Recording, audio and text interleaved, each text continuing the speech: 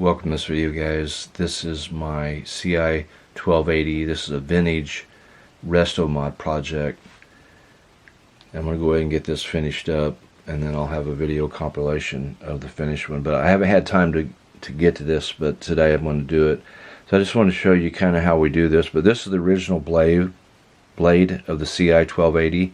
You can see this really unacceptable smaller Tang.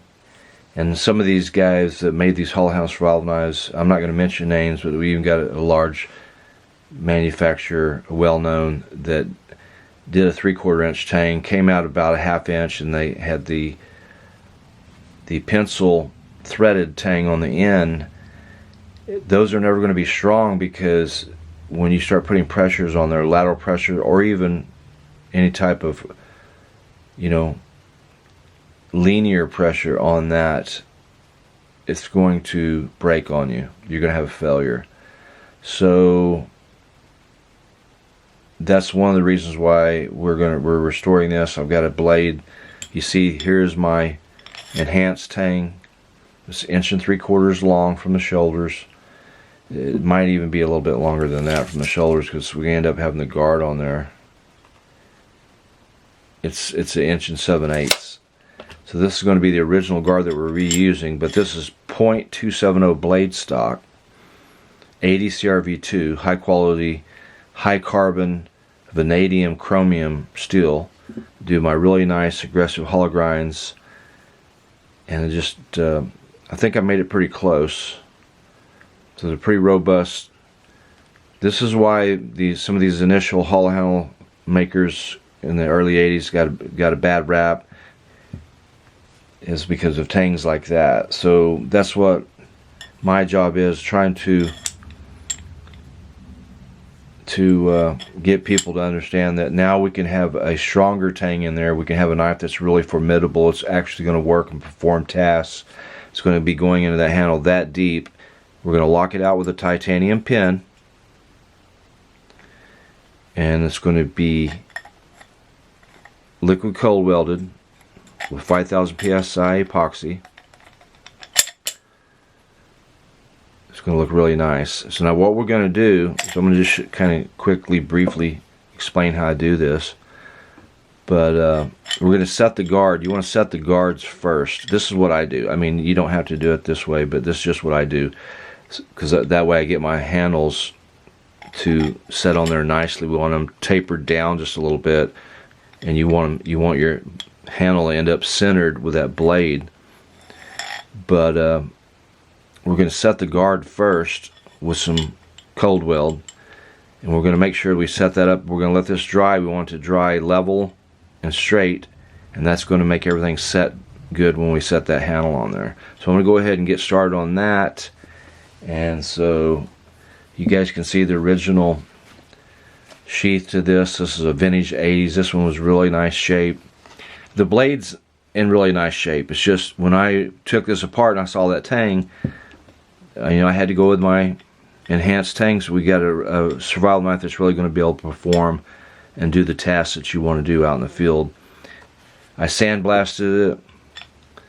Looks just outstanding with that gray oxide. This is a satin finish. And aluminum, I use aluminum oxide. It's superior to glass bead blast mesh. So the aluminum oxide grit is what everybody's using here in the United States anyway. I don't know about Europe and other countries, but and then there's a way that we can seal out that color. I've got another process step that I do, and we seal this color out. But I haven't sealed this yet, because I may end up putting the silica ceramic black on this. I haven't decided yet. So let's go ahead and get started. I'm going to set the handle, and we'll go from there. Alright guys, so I pre-mount my handguard on there first. So you want it nice and plumb, setting straight. And so when I set these on there, these I put the epoxy on there, the cold weld, and you just want to make sure these are plumb when you eyeball them, and just make sure everything's level on them, because I'm talking to a camera, baby. Okay guys, so once you get your guard set, I've got my guard on there. You want to make sure they're plumb. because you get that nice and plumb and straight, then your handle is going to set on there. You're going to have better luck setting your handle. So of course I use the titanium pin, and we're going to mix up. I mix up a little bit of the epoxy weld, and I like to just put it in the tube right here. I'm going to put a little bit on the bottom. We're going to preset it. We're just going to get everything set, and I'll come back later. I'm going to go down through the tube and we'll pressure seal everything up and around, up on over the titanium pin. So let's go ahead and take this off. We're going to add the weld inside the tube, just a little bit down at the bottom.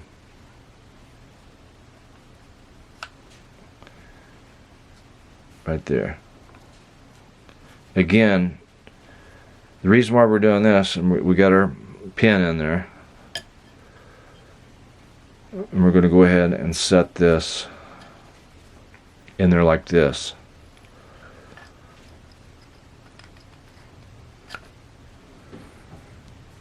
Now, that is, I'm gonna set this vertical over here. I got a stand spot that I put this in, where this slides down into two areas. It just holds the whole blade up like this. So I'm gonna eyeball it when I get over there, and I'm gonna make sure it's straight. But I don't put, you notice I didn't put a whole lot of the epoxy weld in there yet. The reason being is because for some reason, if this is not the way I want it straight, it's naturally going to canter this way a little bit, because that's the way I do my tangs. But you want your blade set straight with your handle set straight with your blade, of course, right? So we're going to check for that, but I'm going to go ahead and preset it over there. So since I got a little bit, if I'm off for some reason, I can bust that loose and we can just restart. So I just do a little bit of epoxy down at the bottom. So I'm going to go ahead and set it up, and we're going to get it started drying. And then again, once that's all dried, I come in from the top, and I'm going to pressure load a bunch of JB Weld, and then we're going to pressurize it, and it's going to come up over all of the tang. It'll pressurize down into the threads, the lower threads, and then it'll go up over, just right over the titanium pin. What's up, guys? Welcome back. Came out perfect. Perfectly in line. Perfectly straight. So we preset it.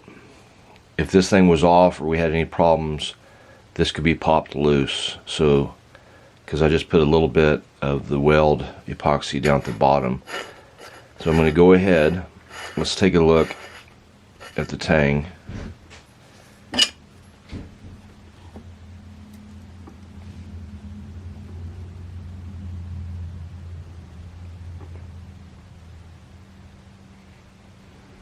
So we're going to go ahead and come up through the top, and I'm going to inject the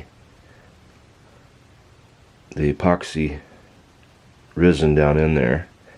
This is a steel reinforced 5000 psi. You can see the titanium pin down in there. Look how, I mean, that whole thing is 0.270 inches thick by 3/4 inches wide tang with a titanium pin.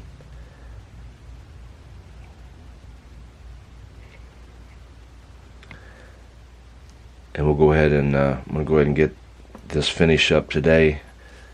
But I wanted to show that to you guys. This thing just came out amazing. This is now a beast of a Hall House survival knife. You've seen the original Tang that was pretty minuscule and weak. And now we've made a really, just a tank of a Hall House survival knife out of this thing. Alright guys, appreciate stopping by. This is pretty much how I do my Hall House survival knives. I've got a little new algorithm system where I just make sure that handle is set right. I'll catch you guys in the next one. Alright guys, just so you guys know, this knife is stamped 80 Sierra V2 on this side of the ricasso. Then I've got my maker's mark right here, Snow. I'm going to start stamping my maker's mark right in that spot on the left side of the primary grinds, where right down by the ricasso.